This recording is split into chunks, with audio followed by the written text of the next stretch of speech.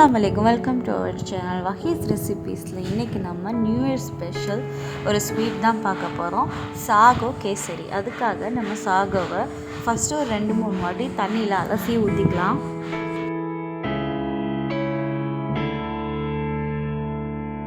இதை நம்ம நல்லா அலசி ஊற்றினதுக்கப்புறமா ஹாட் வாட்டரில் 10 மினிட்ஸ் சோக் பண்ணி வச்சுக்கலாம். அப்போ தான் நமக்கு அந்த உதிரியான கன்சிஸ்டன்சி கிடைக்கும், இல்லைன்னா நமக்கு குழன்னு ஆகிடும்.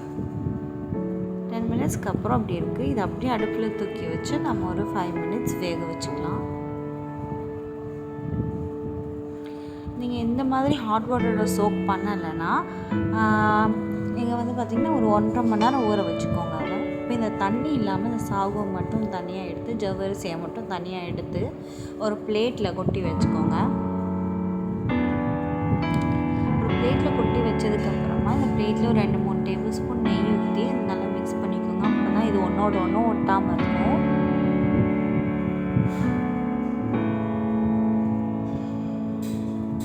இப்போ நம்ம இதுக்கான ப்ரிப்ரேஷன் ஸ்டார்ட் பண்ணலாம். ஒரு பாத்திரத்தில் ஒரு 3-4 டேபிள் ஸ்பூன் அளவுக்கு நெய் ஊற்றிட்டு 2 கைப்பிடி அளவுக்கு முந்திரி, திராட்சை போட்டு நல்லா ரோஸ்ட் பண்ணி எடுத்துக்கலாம். முந்திரியை போட்டு நல்லா ஒரு ப்ரௌன் ஷேட் வந்ததுக்கப்புறமா நம்ம கிஸ்மிஸ் ஆட் பண்ணிக்கலாம், காஞ்ச திராட்சை ஆட் பண்ணிக்கலாம்.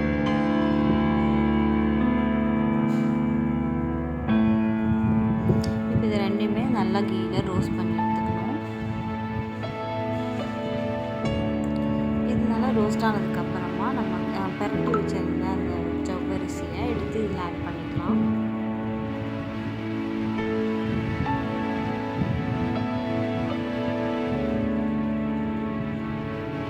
நல்லா மிக்ஸ் ஆனதுக்கப்புறமா இதில் நமக்கு தேவையான ஐட்டம்ஸ் ஆட் பண்ணிக்கலாம். என்னென்னு பார்த்தீங்கன்னா, ஒரு பிஞ்ச் ஆஃப் சால்ட் ஆட் பண்ணணும், 4 ஸ்பூன் சுகர் ஆட் பண்ணியிருக்கேன், 2 ஸ்பூன் நாட்டு சக்கரை ஆட் பண்ணியிருக்கேன். நான் எதுக்காக நாட்டு சக்கரை ஆட் பண்ணியிருக்கேன்னா, கலர்ஃபுல்லாக சாப்பிட்டா நல்லாயிருக்கும். கலர் பொடி எதுவும் போடாமல் நம்ம சில நேரத்தில் கலர்ஸ் வேணும்னா நம்ம சாஃப்ரான் ஆட் பண்ணிக்கலாம். சாஃப்ரான் சுடு தண்ணியில் ஊற வச்சோன்னா ஒரு எல்லோயிஷ் ஷேடு கிடைக்கும். இந்த நாட்டு சக்கரை ஆட் பண்ணும்போது நேச்சுரலாக ஒரு ப்ரௌனிஷ் ஷேடு கிடைக்கும் இந்த கேசரிக்கு. அதனால தான் நான் நாட்டு சக்கரை ஆட் பண்ணியிருக்கேன். இது கூட ஃப்ளேவருக்காக ஒரு பிஞ்சு ஏலக்காய் பொடியும் ஆட் பண்ணியிருக்கேன். இப்போ இந்த சுகர்லாம் நல்லா மெல்ட் பண்ணி வர வரைக்கும் நல்லா கிண்டி விட்டுக்கோங்க. இதுக்கு இடையில நெய்யும் ஊற்றி நம்ம இதை கிண்டணும். அதுக்கு முன்னாடி நான் ஒரு 1/2 கப் அளவுக்கு மில்க் ஆட் பண்ணியிருக்கேன். மூடி போட்டு வேக வச்சுக்கலாம். இதோடு நம்ம கண்டினியூஸாக ஸ்டர் பண்ணிகிட்டே இருக்கணும். 2 ஸ்பூன் நெய் ஊற்றுங்க, ஸ்டர் பண்ணுங்கள். மறுபடியும் 2 ஸ்பூன் நெய் ஊற்றுங்க, ஸ்டர் பண்ணுங்கள். சட்டிலேருந்து ஒட்டாமல் வர வரைக்கும் நம்ம இதை இந்த மாதிரி கிண்டிகிட்டு இருக்கணும்.